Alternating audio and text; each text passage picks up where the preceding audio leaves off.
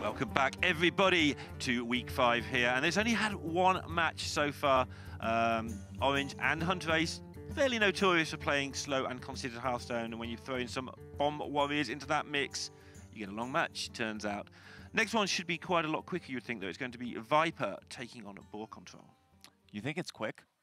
Holy Wrath Paladin versus Cyclone Mage. I actually think it goes pretty late. It goes late, but a lot of the turns are quite straightforward. Sure. My argument for that. Where you just figure it out in the first 5 seconds. Yeah, you just play the move. Yeah. Holy Wrath Paladin versus Cyclone Mage. Cyclone Mage makes a lot of stuff that's big.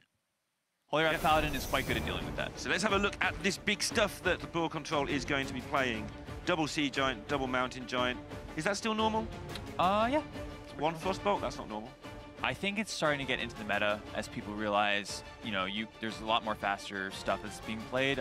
First of all, Bomb Warriors are now coining out 3/3s against you to just hit you in the face. And it's an extra freeze in the mirror. Yeah. You just freeze their giants if you can't deal with it and hit them with your giant. Yeah, extra burn over the top as well.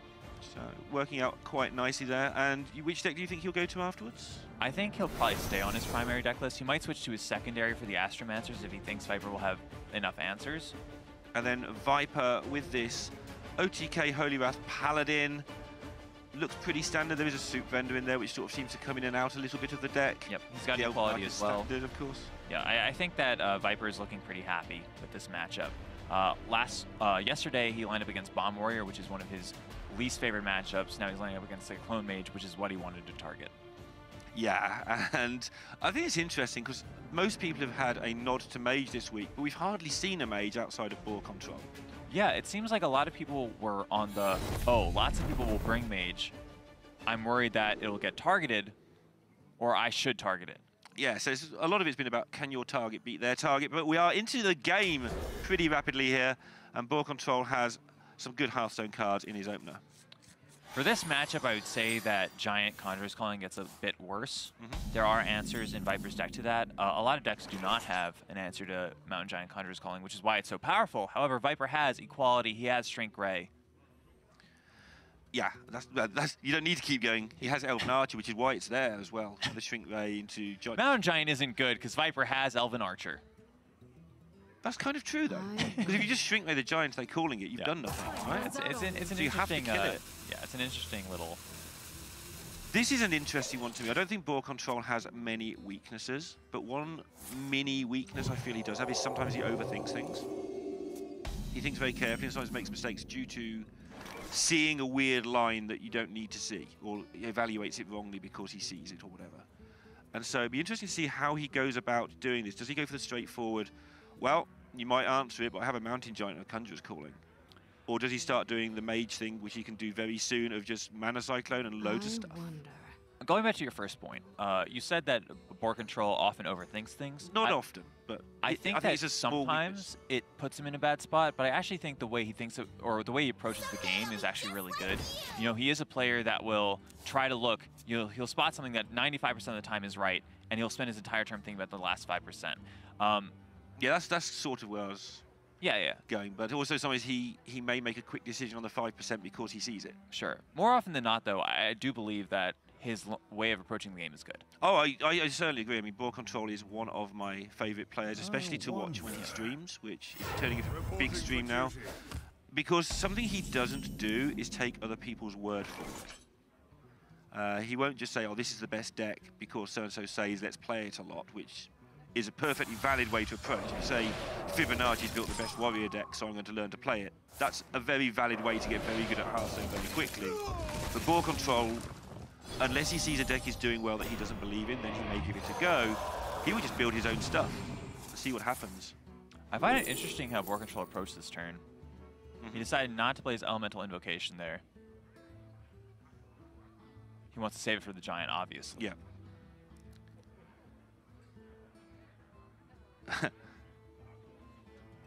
3 okay-ish cards, but this one sets up the Giants a lot of the time. That was good. That was really good. That was insane, actually. 1 mana draw 2. That's a Crystology. Yeah, this looks like a Consecration. I mean, I know it looks obvious that, hey, you can do 2 damage to all the opposing minions that all have 2 health, but you don't really want to be burning through your... Viper spot, excellent line with a Consecration killing 4 minions from BoarControl's board. There you go, you got it. That's exactly right. That's excellent analysis. Play-by-play Hearthstone casting. Yep. That's why we don't do that. Do you want to analyze this turn as well? I think that one of these cards is better than the others. It's that one. Do you think he's going to play a Mountain Giant on turn 4? And he does it! It would have been slightly more interesting had he not got the other one. Yeah, that's fair. Only slightly, but this made it very, very trivial rather than just straightforward. That's fair. Oh, 2-mana Prismatic Lens is actually quite good.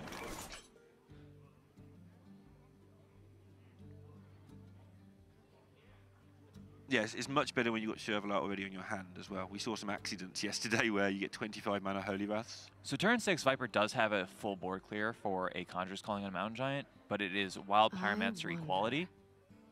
If you Shrink Raise, it doesn't clear the Giant, which means the second Conjurer's Calling that you get, since it's a twin spell, means another board that you have to deal with. Yeah, this is why I think last turn would have been far more interesting to talk about had he only got the 1 Mountain Giant in hand. Sure.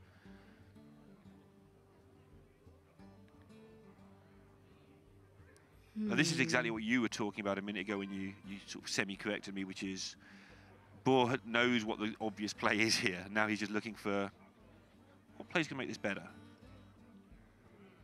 I'm looking at something like, do you cast Arcane Intellect this turn? Yeah. Do I need to calling this if I'm hitting for 8 a turn? Like, he still has to deal with it the same way as he has to deal with 2 of them. Yep. But this is basically setting up almost lethal, so you might as well do it this way. He decides to go with Banana Buffoon instead, just put even more pressure on the board. Yeah, and I've just realised why that was such a complicated decision for him. Coin Cinderstorm was a big opportunity there as well. I think that just if to you're set on up Coin Cinderstorm, you'd probably go Coin Banana Buffoon instead. Exactly, so that's how the ordering goes, right? Yep. It's like, my Cinderstorm's really good because it wins the game, so I am setting up lethal with a calling. It's like working backwards from your weird card that actually looks like it wins you the game. Because normally you don't want to do, I mean, killing people's good, but you don't want to do a lot of damage only for it to be healed up and waste all your resources. Sure. Paladin. Again, this hand doesn't really make my point very well for me because this hand is spectacular. He's just going to keep hitting Viper. From Viper's side, though, I think that he does have some pretty interesting decisions that he has to make. When do you use the timeout? Is the first one. Oof. I think what he's going to try to set up for is next turn he goes timeout, the turn after he goes Equality Consecrate. Thing is now, Boar knows that Viper has that. Because Viper knows that Boar has Conjurer's Calling. Yep. He knows that in a world where you don't think very hard about the game, Boar would Conjurer's Calling his Giant here. Yep. Boar obviously lives in a different world, so does Viper, they know this. So now Boar knows that Viper can clear a board. You still probably Conjurer's Calling, though. You make him have it. You've got another Giant in your hand. Yeah, so I think the Conjurer's Calling here just makes a lot of sense. Sure. The question is how do you spend the rest of your mana? Because that's a lot harder of a decision that you have to make. You also have a lot of damage. You can Frostbolt Cinderstorm's worth of damage. You don't have to actually play them now. That's 8 face damage. You can play Bananas and do 2 more damage that way and make Viper get rid of a really bad board. Time runs out on me. You can do like 11 damage here without. That's what I'm saying. It's like the last 3 mana that you have to use here is just so difficult to determine.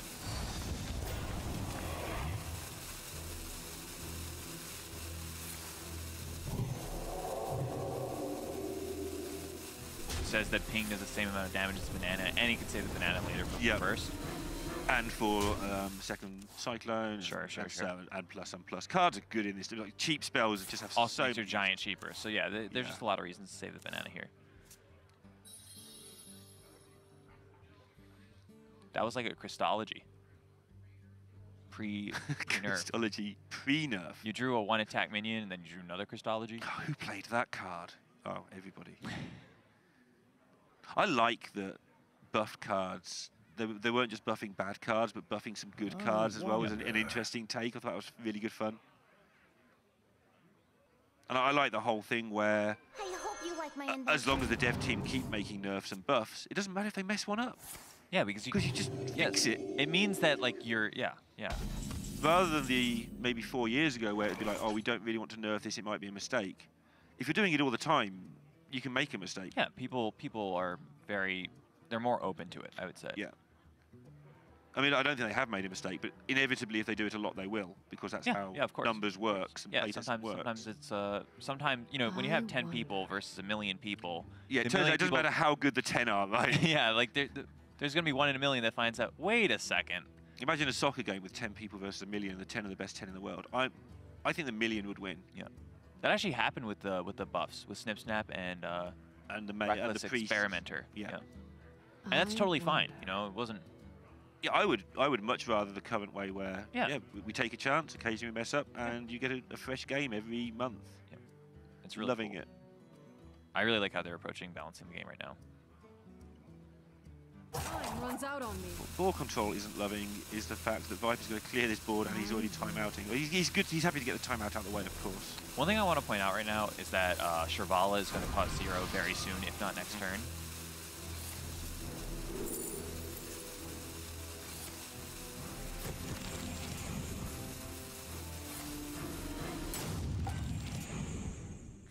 I think that he might be overdrawing a card here. He's done something because there was a bit of a shake of the head. Well, he's got 10 cards in hand, so it means that he's not drawing anything from his deck. That's the second consecration gone. Yeah, we're talking about the banana. Here's another use for it. It's called Make Frostbite Fireballs. Sorcerer's Apprentice was actually pretty good. Yeah.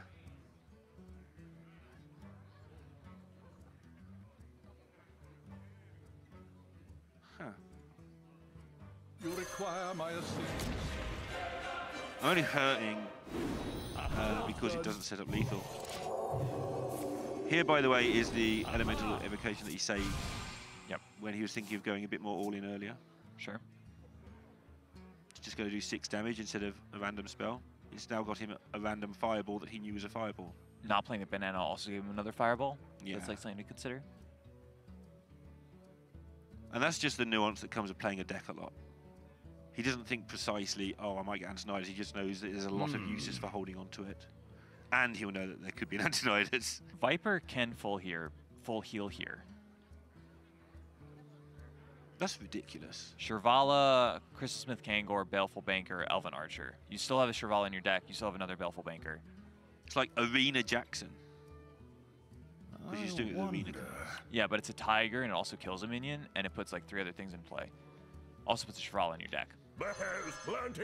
Also puts... But it's also just Arena Jackson. Yeah.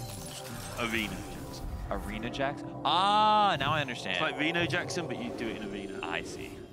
Must move quickly. It's time to test your metal. Stash that away. And the Elven Archer coming in handy for a totally... What a bonkers card. This card's absolutely broken. ridiculous. I'm gonna Why start is it playing- still in the game? It's just so busted. Gonna put it in my Rogue deck later on. Nerf Wisp and Elven Archer. Imagine this with Spirit of the Shark. Yeah. There. Don't say I don't have great ideas. The look on Gallen's face right now is quite a picture, actually. What to BoarControl do? is, What to do? I would say, upset. I guess you could Flame Strike ping the 7/5. That's the most obvious thing to me. Yeah, that's the play that I would notice. So your pay to notice better plays than that. I don't think there are any better plays than that, but you know. So the fireballs are obviously just saved for emergencies.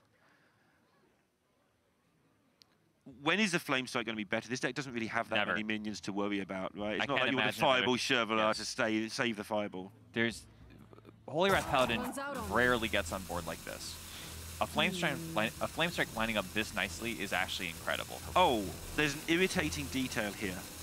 In that BoarControl might want to freeze the 1/2 that survives to stay above 26. Sure, but you got to remember that there is like a Hammer Wrath and Viper's deck. Sure. So it's going to end up not really mattering now. This is interesting. He decides to divert from that and just set it up for next turn. Because he could go something like Conjurer's Calling if he draws it, plus Flame Strike. Yeah, and also it's putting Viper to the test, because this says I have another Conjurer's Calling. Sure. And also if Viper doesn't deal with it, 8 damage to face every turn says my Fireballs are really good cards. So actually valuing this tempo. Viper could Hammer of Wrath his own face to draw a card off True Silver Champion. Sure. This is also the upside to the downside I was talking about with Boar, where he thinks really hard about turns. This was not an obvious Hearthstone play. This was really hard to Yeah, find. yeah. Especially as Flame every Strike time you was look back, obvious. you see the Flame Strike. No matter how much you try and put it out your head, Yeah. it's just looking at you. I'm a Flame Strike. He's got a load of minions that it kills. Viper decides not to Hammer of Wrath himself in the face. Probably a good plan.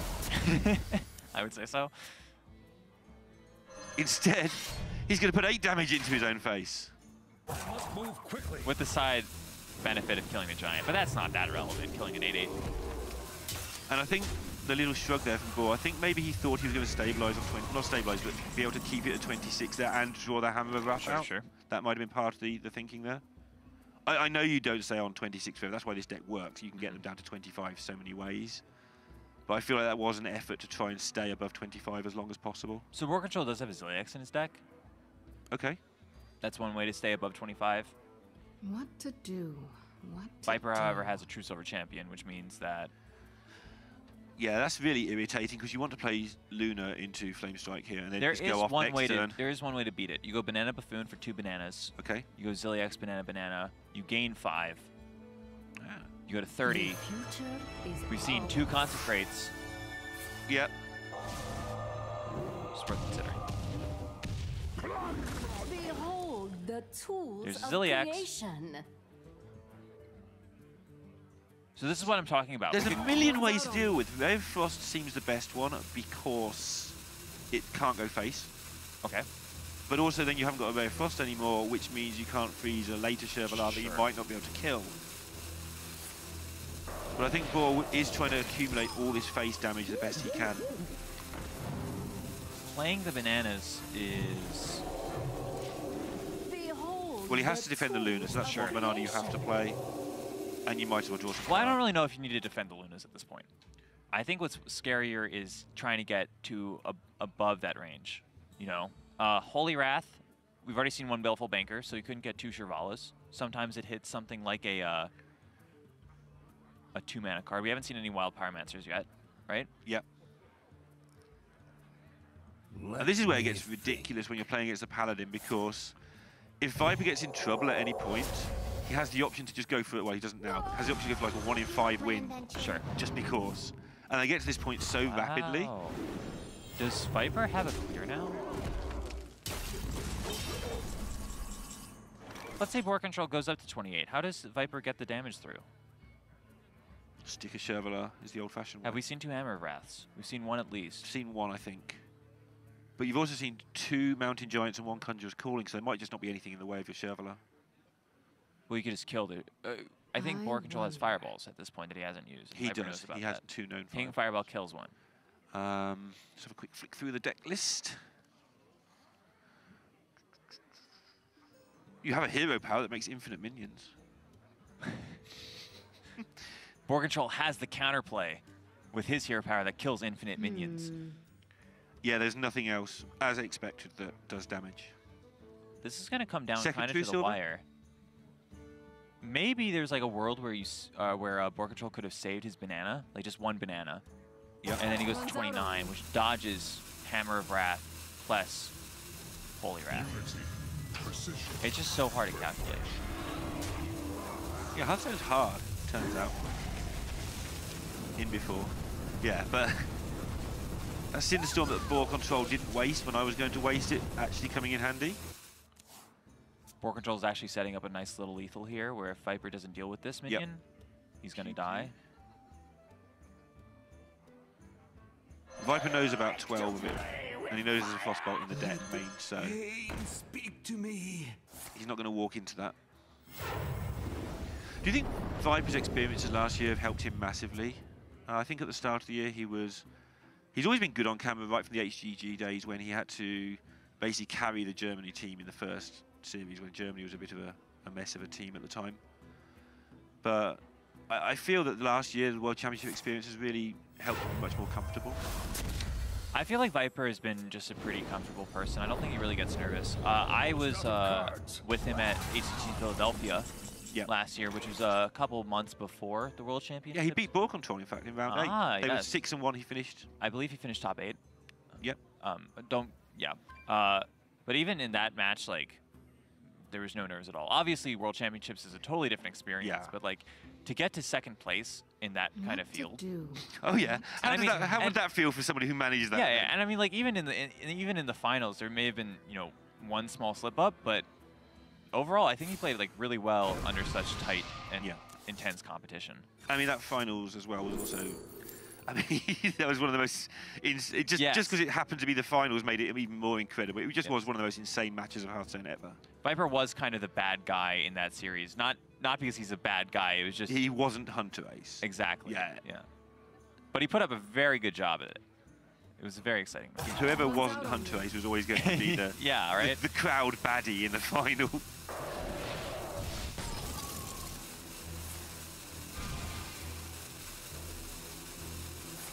And we're both just staring at the screen after that conversation because he needs BoarControl dying is a thing that's going to happen.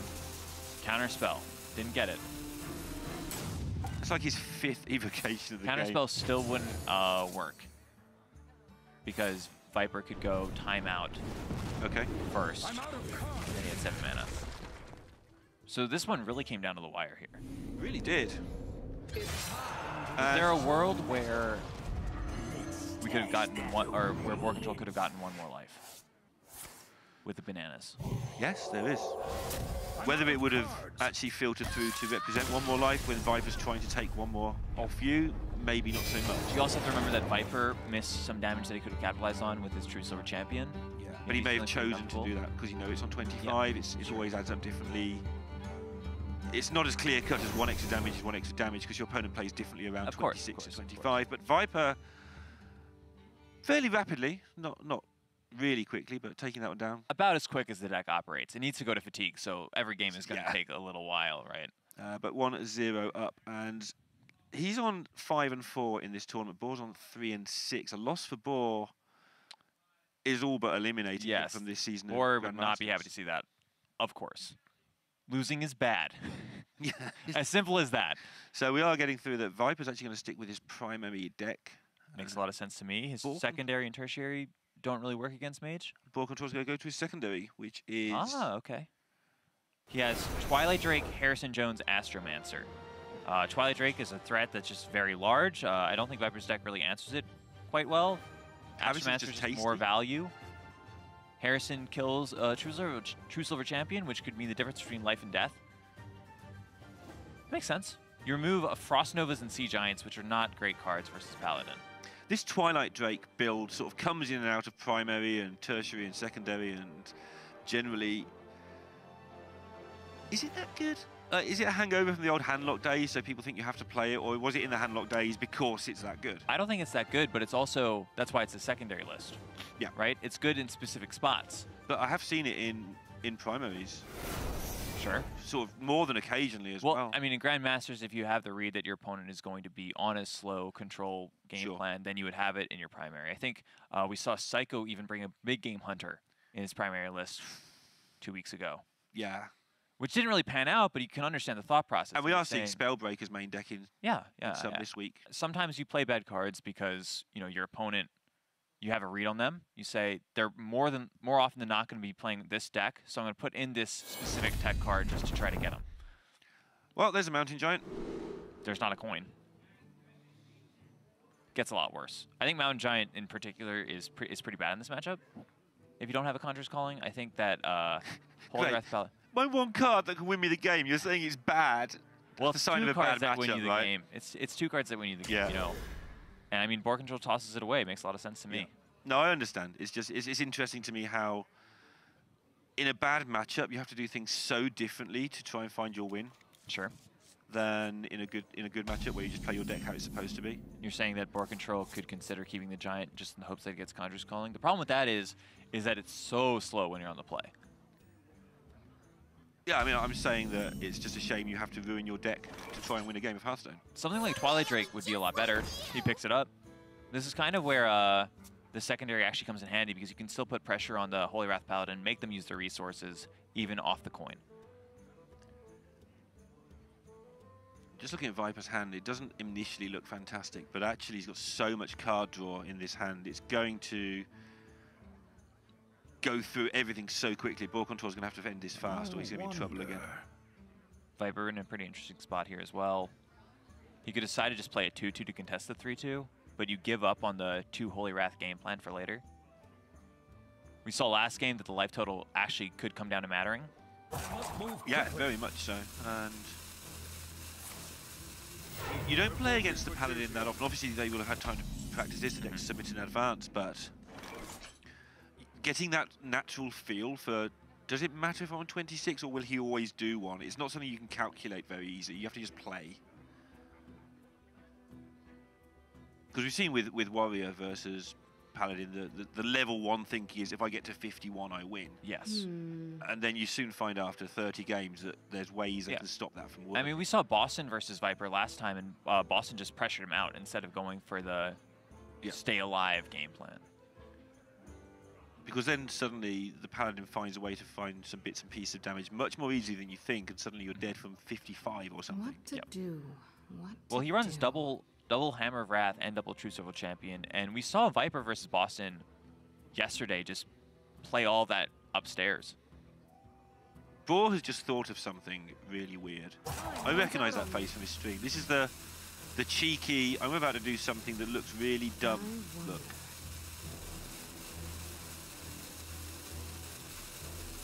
I guess because he has the option of just going Sorcerer's Apprentice Mirror Image in. If you have concentration, that's what I sound like I need. If you have consecration, I just lose the game. So what I think Boar is doing here is if Viper has coin consecration into True Silver Champion, Yeah. Well played. he now saves the Twilight Drake. The way the numbers line up, Yeah. Viper likely would have gone coin consecration here. One thing with this mage deck that is very easy to overlook when you're just watching is how many outs it always has. Whenever you put something on the board like a Sorcerer's Apprentice that's going to stay there, half of the top of your deck is really good. Yes, because something like Arcane Intellect just becomes an incredible card. But there's so many, it's not just the Arcane Intellect that he's drawn, it's just so good, and it's just a great example. Against specifically Paladin, there's a lot less. You know, Ray of Frost becomes less important, for example. Banana Buffoon does become quite good. So going back to what I was alluding to at the start of the game about the Twilight Drakes, this is where it's a bit weird because your game plan is spam things really quickly and hit my opponent. But that game plan doesn't necessarily work well with, here's my minion that requires me to have cards in my hand to be worthwhile. Sure. I mean, here BoarControl would love to just play Twilight Drake and Mirror Image, but again, it's just being checked by the whole consecration that could be in Viper's hand. Yeah, and I'm sure he wouldn't mind playing Arcane Intellect Mirror Image as well, but again, consecration would just be a blowout. He's going for your play, and this makes a lot of sense. I mean, I would call it his play at this point. Sure, yeah. I'm not sure I would have gone for this. That's the thing. He gets heavily rewarded for it, so. And it was a super hard play to make. When you're, I mean, obviously, so you see your opponent coin a 4. Yep. Your natural Hearthstone instincts tell you he's got another 4. Yes. So then you have to think, would he have coined a True Silver to kill a 3-2? It becomes really hard, yeah. If he hasn't got another 4, and eventually comes to the conclusion that yes, he would do that, then you've got to weigh up how often. And then you've got to weigh up, can I win the game if I don't do this? Because look at my hand. It's a calculated risk that pays off incredibly well here. I love to see it when these risks pay off because he's done that with full knowledge that if Viper goes consecration, kill your 4/5, he looks a bit dumb. You're dead that game, yeah. Yeah. But actually, he's worked out that he did this game anyway, so let's do it.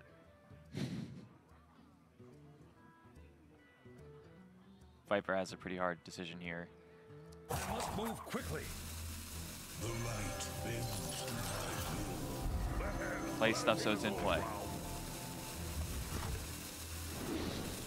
How much of that, obviously it's a really good way of telling people how it works, play stuff so it's in play.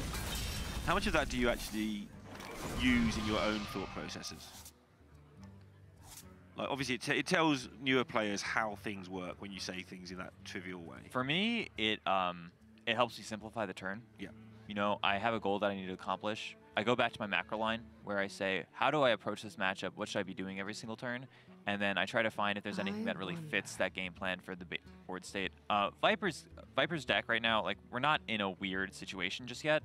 Because you know he hasn't got Consecration, although he has, but you know he hasn't or shouldn't have. Yeah, I mean, from Viper's perspective, it's more about just managing his own life total. Okay. Playing a Soup Vendor and a Crystal Smith Kangor is something that BoarControl will have to deal with. They work very well together, which means that, you know, on board, it seems like BoarControl will have to sink his Twilight Drake into the 1/4. Yes. And somehow deal with the 1/2 as well, which means it could be just killing off his Sorcerer's Apprentice. So really, it's just managing the board. So you get that into your head as, okay, I need to gain some health with my minions, and then you go, so I play them so they're in play. What's the best way to stop what my opponent is trying to do? Yeah. That's hit me in the face. Yeah, I was just interested really in how much of that amusing phrasing is in your head and how much is just simplifying for viewers and for friends and stuff. Well, I mean, I think the level 1 thing is just play stuff so it's in play. Yeah. And then you have to, like, do a lot of thinking about it and say, is this wrong? A lot of times it isn't, so you just say, okay. So now I'm the level 1 so thinking, the obvious play is spend mana, play things. Yeah. I've spent more of the dollars than you, so and then it just becomes more mechanical than anything, where you just say, what is the best way of getting tempo this turn? You know, play the 2/3 instead of the 2/2, for example. Stuff like that, where it's just not as complicated as the macro game plan at certain points. Yeah, because keeping the trivial stuff in mind when you don't want to be thinking about it is very useful in tournaments. Otherwise, you end up killing your own minions or doing really bad trades or stuff. You don't want to be thinking consciously about that stuff in complicated ways. Interesting.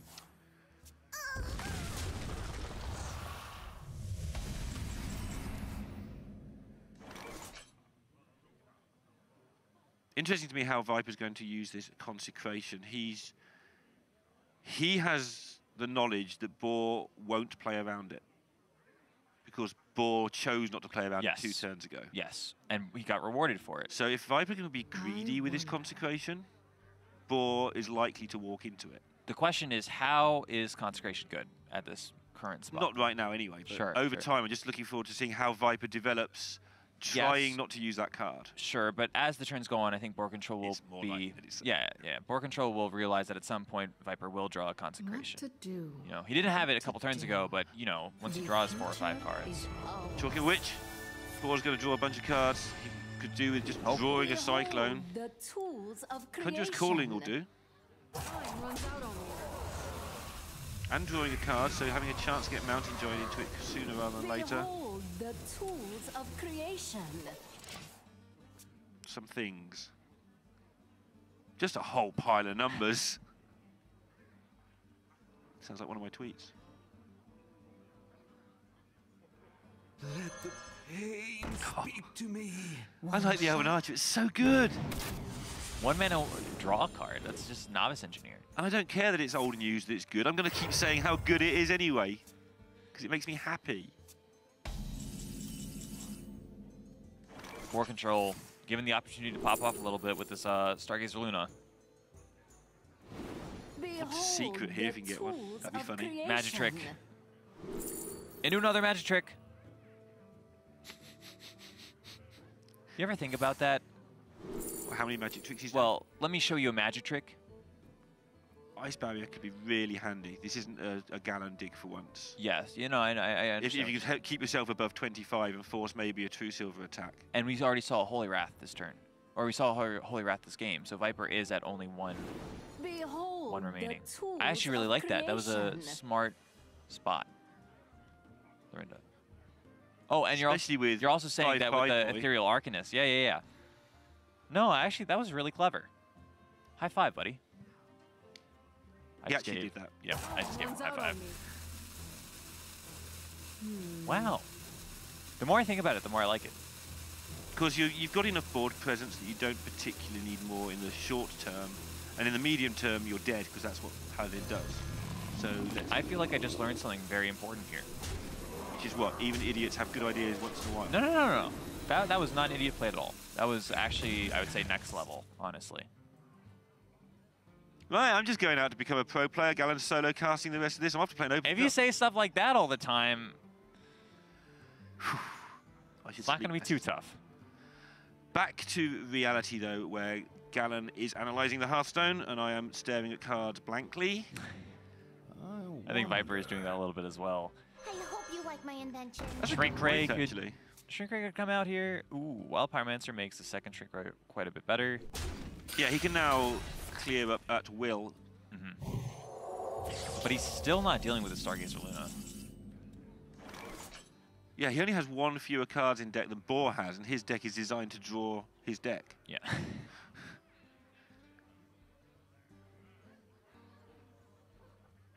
Boar's still on 30, that's a big deal too. The barrier becomes less relevant at that point.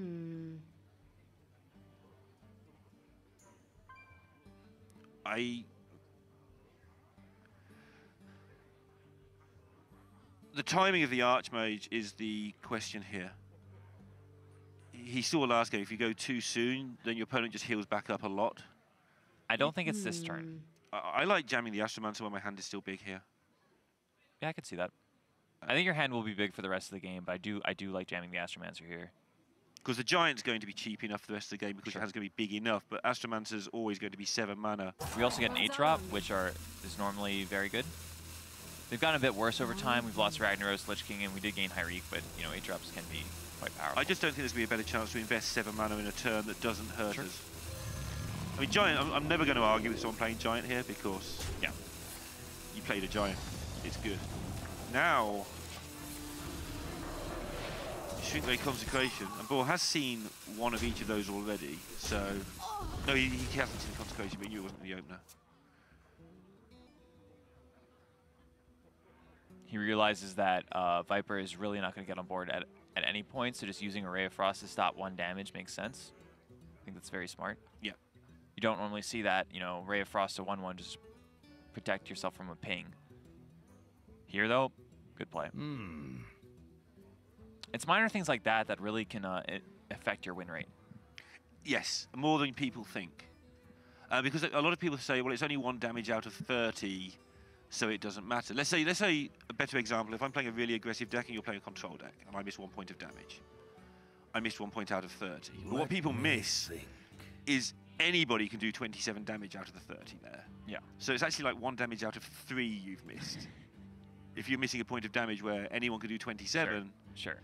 If you're the person who finds that extra 3 damage, you win the game. If you're not, you don't. So or just like stopping that extra damage. Or just stopping that extra point of damage. Then it swings it back from 27 to 26. That's how you get those like incrementally like smaller and smaller percents to your win rate, but those always matter. But they're bigger than you think. It's not a 30th of the health because even the worst Hearthstone player who knows how the cards work is going to do over 20 damage by just playing on curve, hitting face. Most people understand how Pyroblast for 10 mana deals 10 damage. Right. So you haven't got to find that 10. You've got to find the small amount. Right. Astromancer off the top. The least useful card right now. My calculations are flawless. Okay. Big stat line. He doesn't really have an answer to this. Viper does not really have an answer to this. No, you can't play Chevalier either, so... However, timeout is a good delay turn. Guess Shrink Ray could also answer. Strange. Wonder why it's called timeout. Yeah. I always find that really funny. Just like the theme of Rastikan's Rumble, I believe it's from. Yeah, there's a lot of good flavor in that one. I mean, all of it's a little bit cheeky too with a weapon because you call timeout, but then you still hit the person after they're let their guard down. That's actually, I hadn't thought of that. That's actually quite funny. And I think the flavor of the game will get better as we're looking at this turn. As now we have a year-long sets. Oh yeah. Year-long themes. Yes. I tell a story. So I have no idea what's going to happen, but I assume that it's going to. We know that it's going to feature the League of Evil. Yeah, and more lackeys. And yes. And something about that is in years to come, it becomes a lot easier to know what's rotating out. So yes, because all the lackey cards will rotate out. All the things that look the same go at the same time. Whereas in previous years, it's been, okay, so GVG goes and this goes. What cards were in those? It's not trivial. Some are pretty easy. It felt like the Grand Tournament was pretty easy to remember for most of the cards. But if the Grand Tournament was a whole year long, you just know it's all the tournament things are going. I feel like not Blastmaster, sorry. The Boomsday Project will also be pretty easy. Yeah, but then you've still got to remember that Witchwood goes at the same time. Yes. And I think Witchwood is actually a bit harder. That's also true, I think. BoarControl setting up a 2-turn against Viper.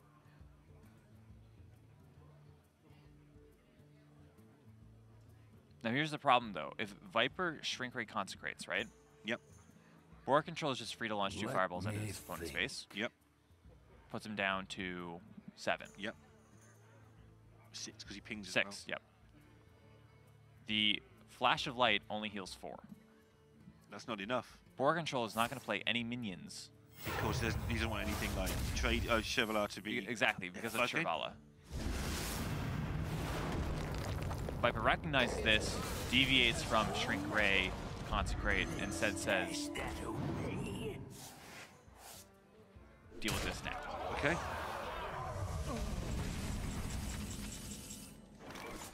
Which Boar then has to invest. Actually, he doesn't have to invest a fireball in it. He can freeze it and fireball face. What about Astromancer and Ray of Frost? That's what we saw him kind of doing in the last game, where he just kept on freezing the Shirvala over and over again. He didn't really want to commit his burn to dealing with it. You still put Viper in a spot where he has to answer the board.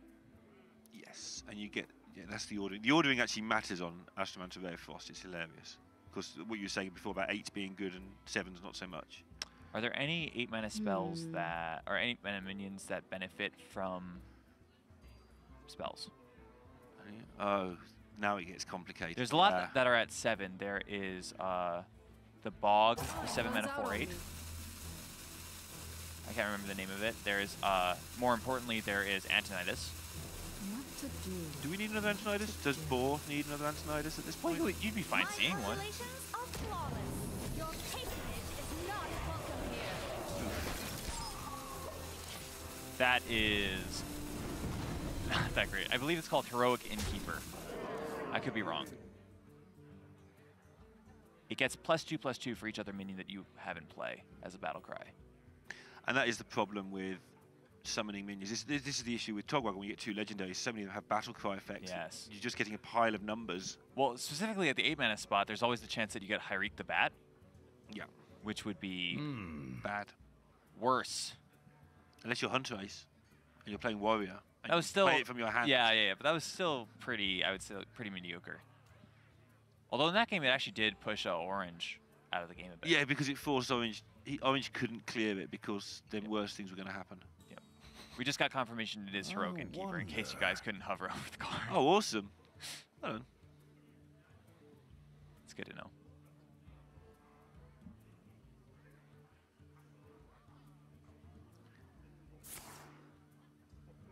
I must move quickly.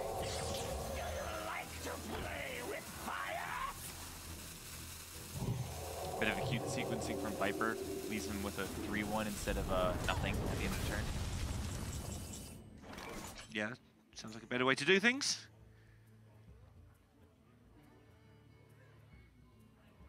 So you want to be keeping Ziliax if you can, in case you dip below 25, or do you just die in one turn? Here's what I'm thinking. Okay, I want something more important to talk about.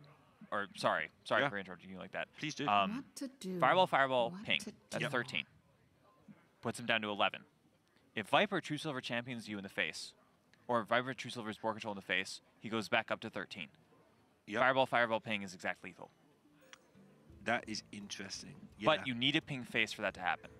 Yeah, and that puts you down to 25. Yes. Because So BoarControl has like a lot on his plate right now because he could either ping the 3/1 and then, you know, he's protected slightly from the Shirvala Holy Wrath, which I remind you is going to be a 1/4 next turn if Viper decides to take it. Yep. Time runs out on me. But BoarControl doesn't know that because he doesn't know Chevalier the top in hand. So it could be a 1/3 or even a 1/2. No, I think the math on that is always going to be a 1/4. Okay. Where this ping goes will matter a lot. And he pings face. He's going for it. This looks like it should work out. BoarControl, setting up. An exact lethal over 2 turns. Okay. Flash of light off the top. Oh, no. So it is going to be decision time. So 1/4 is the base. That's your worst case scenario. Yes.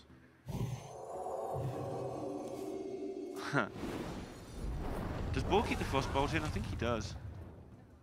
No, he doesn't. He hasn't got a Frostbolt anymore. I'm almost out of cards.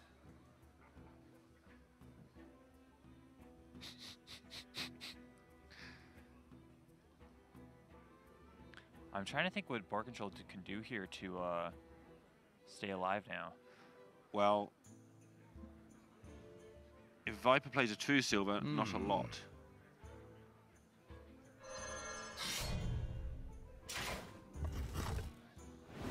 Then it comes back to, was maybe Ziliak's the line where we go Ziliak, Banana Buffoon, Banana Buffoon, or Banana Banana. That belongs in a Well, It's just so hard to say. yeah, it's so complicated when we get to the end of this. It's looking like Viper is going to take this 2-0. Pretty convincing performance. Yeah, and even though BoarControl looked like he had a good chance of grabbing this one, it always looked like he had a chance of grabbing it because he had a hand that was quite good. Yeah, sure. And I mean, game one, you saw how many 8-8s he made and still lost. It's time to test your metal. Let's stash that away. 25 damage off the top. Phew. Viper moves up to a 6-4 record. Yeah, big BoarControl deal. down to a 3-7 in European Grandmasters. Yeah, BoarControl probably now resigned to having to just hang on in there this season, get some wins over people ready to try and beat them next season with confidence and stuff. But Viper, 6-4. Puts himself in a pretty good place. Yeah, in a division where somebody is 9-0. So everybody's lost a lot of games. Yes, yes. So actually, 6-4 is probably better than it sounds relative to second and third place. He's going to be in a decent spot. Puts himself as the same number of wins as Kalento, Yeah, I believe. Yeah, and they're quite a way clear now. Bunny Hopper's on 5, and everybody else is cut off already. So he's third place in his division, which is the cutoff. You want to be third place, top 3 move on to playoffs for World Champions. And he's, by beating Boar in particular, he's basically eliminated Boar from that. Let's have a chat with Viper and see what he thinks about it all. Well played, Viper. Congratulations. I'd just like you to talk a little bit about how you came to the conclusion to play Paladin this week. I thought that looking at Vegas results, a lot of people just gonna bring Mage because either they've played Mage there, they did well with it, or with whatever deck they played at Vegas, they didn't do well, and then they look at the top card or whatever, and then they see, yeah, there are a bunch of Mages. Seems like a good pick. Also, everybody was traveling home, so no one. I don't think most people like were testing like new crazy things. Like everybody had a 20-hour flight and then jet lag and so on. So I thought Mage is just a good pick for this week, and more people are gonna come to the conclusion. It turns out people try to counter Mage more than just bringing it themselves, but. Yeah, because that's interesting, because I thought that Mage wouldn't be a pick this week, but I hadn't factored in the travelling, which is a big deal. How hard is it to prepare for 3 different styles of tournament in a row like this? I think, I don't know, because you still prepare for the same format and you go through all the iterations and the stuff you think about. The difference is Vegas is a 300 people event, and you don't just face all the people that are in GM, so the expectations of the decks you face are just diverse. But you still work out what's good against what else, and then you try to figure out counter picks and what beats the meta game. So you kind of just have to figure out what are the guys I face up playing, not really, and then you choose, okay, what's my best pick. Cool. Viper, I have a quick question for you. I feel like in this matchup, a Cyclone Mage versus Holy Wrath Paladin, a lot of times it comes down to 1 or 2 damage that decides the game. Like BoarControl could be at 26 versus 25, and then you're in a much worse position. How does that relate to when you use your Holy Wrath as just like a defensive tool or as a draw card? Like, how much thought do you put into using the first Holy Wrath? Honestly, that's an interesting question because it much relies on how many Consecrates and how many Hammer of Wraths your deck also contains. That's why I personally like to play 2 Consecrates and 2 Hammers, because then you don't have to be that cautious about spending Holy Wrath as a draw tool. You might as well just do it, and if a game goes late, you probably have to think, okay, this hammer has to go face now, so I have to keep that in mind. I don't waste that card, or I'm going to draw both Consecrates. I might have to connect the True Silver face, and I don't know, all these things come together. So generally, I don't know, playing around Ziliax is definitely a thing. So you have to keep the free health gain of Mage in mind. That's why you sometimes just don't play minions in the end and so on. But I feel like you rarely lack damage if you pay attention to the damage you have in your deck. So that puts you on 6 and 4 now. The way the division's working out, do you feel that puts you in a pretty good spot for playoffs? I think so, yes. Especially because I have a tiebreaker up on Colento. So I just hope I can keep this up. Right, thanks a Then lot, man. everything looks good. So hope to be chatting to you again next week, and we'll let you go now. We'll see you again soon. Thanks, man. So, Viper, 6 and 4. And that was interesting to me because I've been saying all week that I thought it wasn't right to target Mage this week because people wouldn't bring it because it was too obvious. But I hadn't factored the whole thing about people travel. They don't want to travel home back to Europe, because this is obviously the Europe region we're talking about, and then redesign the deck that, or at least to some extent, because it's really hard to do things on planes. That's actually really interesting because Orange and Casey both kind of did the exact opposite, where they were on plane rides and then they just tried to search for whatever new thing there was and came across Fast Bomb Warrior. But I mean, I suspect they did it for different reasons. Orange was trying to catch Hunter Ace off guard, he's a close friend, and Casey, we talked about it yesterday, I think Casey likes to keep himself interested. Yeah.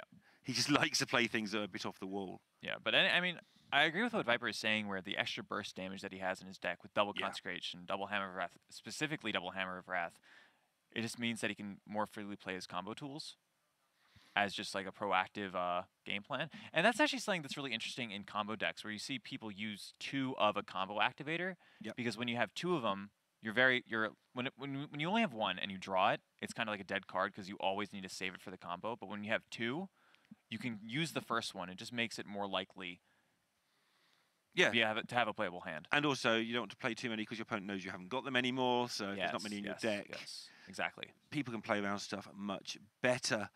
So 2 games down, 2-2-0s, but both of them seemed pretty closer than 2-0. They didn't feel like 2-0s. Going into our third match of the day after this one, it is going to be the sort of almost the backup match of the day. It's going to be Fino versus Colento. You definitely don't want to miss this one, so we'll see you very soon.